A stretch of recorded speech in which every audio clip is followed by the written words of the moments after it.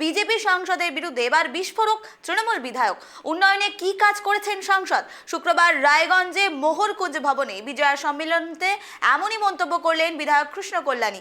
তার কথায়, এতদিন সাংসদ কার্তিক পাল কি কাজ করেছেন তিনি আসলে জানেন না কিভাবে এলাকার উন্নয়ন হয়। অপরদিকে বিধায়কের এই মন্তব্যের জবাবে রায়গঞ্জ বিজেপি জেলা সভাপতি নিমাই কবিরাজ তিনি বলেছেন, তৃণমূলের নিজেদের মধ্যেই গোষ্ঠীকন্দল চলছে আর তারা আবার এবার বিজেপির ওপর অভিযোগ তুলছে। দেখাবো।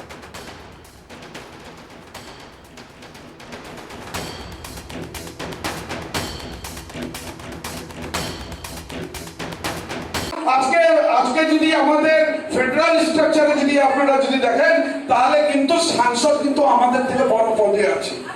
আজকে হয়তো মিউনিসিপ্যালিটির কাউন্সিলর, তারপরে হয়তো আমি বিধায়ক, কিন্তু আমার উপরে কিন্তু সাংসদ।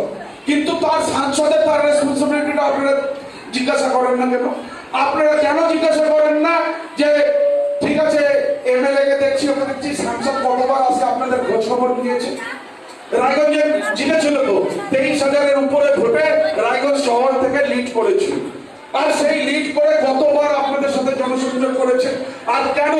আর তার ব্যর্থতার জবাব আপনারা নেবেন না যে তোমার 9,80,00,000 টাকা অ্যালটমেন্ট হয়েছে আর তুমি কত টাকা শূন্য শূন্য শূন্য তোমার ফিগার দেখাচ্ছে কেন? তুমি কেন বড় বড় কথা বলছো? আজকে আমরা অলরেডি রায়গঞ্জে বাস স্ট্যান্ড আমরা সিট করতেছি, শিলিগুড়ি করতে, তার অ্যালটমেন্টের টাকাও চলে আসছে। হ্যাঁ, আমাদের কাজও চালু হয়ে গেছে।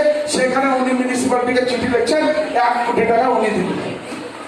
তো মিউনিসিপ্যালিটিও জবাব দিচ্ছে অলরেডি আমাদের অ্যালটেড টাকা চলে আসছে, আমরা এই টাকা আমাদের বাস স্ট্যান্ডের কোনো কাজে লাগবে না। কালিয়াগঞ্জে উনি কেমন করলেন, সুইমিং পুল, ওটা অলরেডি ওখানকার চেয়ারম্যান রামনিবাস সাহেব করে দিয়েছেন, উনি সেখানে গিয়ে চেক করছেন।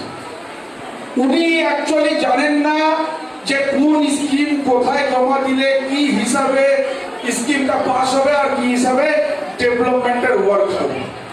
দেখুন, রায়গঞ্জের বিধায়ক কৃষ্ণ কল্যাণীর বক্তব্য, এই বক্তব্যে পরিষ্কার তৃণমূলের যে গোষ্ঠীকুন্দল,